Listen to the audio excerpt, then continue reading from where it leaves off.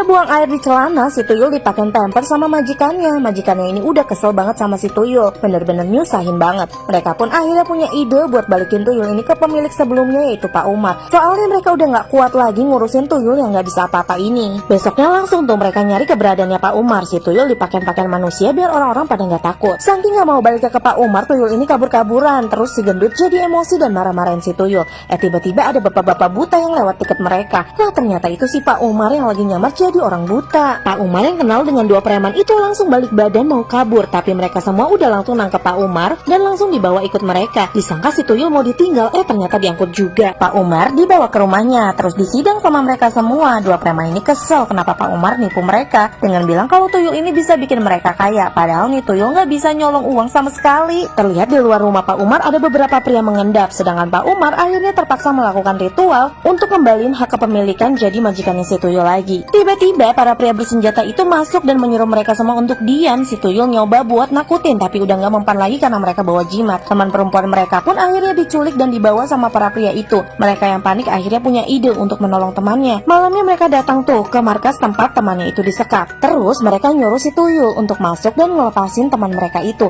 Tapi ternyata anak buah bos tersebut sedang mencicipi sebuah bubuk putih yang membuat mereka jadi ketagihan. Si Tuyul ngintip-ngintip ngeliatin para pria itu yang langsung ngefly abis ngirupin si bubuk putih. Pas para pria itu pergi, si Tuyul ngendap-ngendap langsung ngambil bungkusan tersebut dan nyobain bubuk itu sedikit. Pas dicobain ternyata enak, dia malah ketagihan nyobain lagi. Sedangkan tiga orang lainnya yang lagi nungguin si Tuyul keluar kaget ngeliat si Tuyul keluar-keluar udah teler. Mulutnya penuh sama bubuk putih. Pas ditanya jawabannya malah ngaco. Tuyul ini sedih banget gara-gara gak ada satu orang pun yang mau pelihara dia. Padahal si Tuyul udah nyaman sama dua majikan yang perampok itu. Jadi si Tuyul tiba-tiba menghilang entah kemana karena gak ada yang mengharapkannya. Gak lama kemudian pihak kepolisian datang untuk meringkus bos pengedar narkoba di rumah ini beserta seluruh anak buahnya. Mereka semua diamankan dan dijebloskan ke penjara. Sedangkan para mantan majikan si Tuyul merasa lega tapi sedih juga karena si Tuyul sekarang sudah tak ada. Bos pengedar ini sekarang ada di balik jeruji besi. Dia menangisi nasibnya yang ternyata si Tuyul ini juga ada di dalam penjara itu bersama dengannya. Karena pria ini ternyata sudah dicap sebagai majikan baru si Tuyul. Mau gak mau si Tuyul akan mengikuti pria ini kemanapun dia pergi. Tuyul ini nepuk-nepuk majikannya. Ternyata si Tuyul lapar minta makan. Tapi majikan barunya bodoh amat dan malah ninggalin si Tuyul. Alhasil si Tuyul marah, majikannya malah jadi santapannya. Keesokan harinya di rumah mantan majikan si Tuyul, dua perampok ini baru bangun tidur. Salah satu dari mereka niatnya mau mandi. Pas lagi ambil handuk, dia masih belum sadar kalau ternyata di dadanya itu ada cap lingkaran, dimana cap itu menandakan kalau dia balik lagi jadi majikan si Tuyul. Lah panik dong dia. Pria ini langsung bangunin temannya yang gendut. Si gendut yang masih ngantuk langsung ditunjukin cap di dada temannya itu. Si gendut kaget banget kok bisa. Terus dia lihat ke badannya dan ketawa sendiri karena di badannya nggak ada cap apa-apa.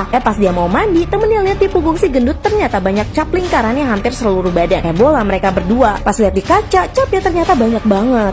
Di depan pintu rumah, si Tuyul nongol bawa botol buat cap itu. Ternyata si Tuyul yang udah ngecapin tubuh mereka berdua biar si Tuyul balik lagi jadi peliharaan mereka. Si Tuyul langsung kabur ketakutan karena takut dibuang lagi oleh dua majikannya ini. Dua majikannya pun langsung ngejar-ngejar si Tuyul itu supaya terbebas dari Tuyul yang nyusahin ini. Ya tapi mau gimana lagi, mungkin udah nasib mereka berdua kali ya.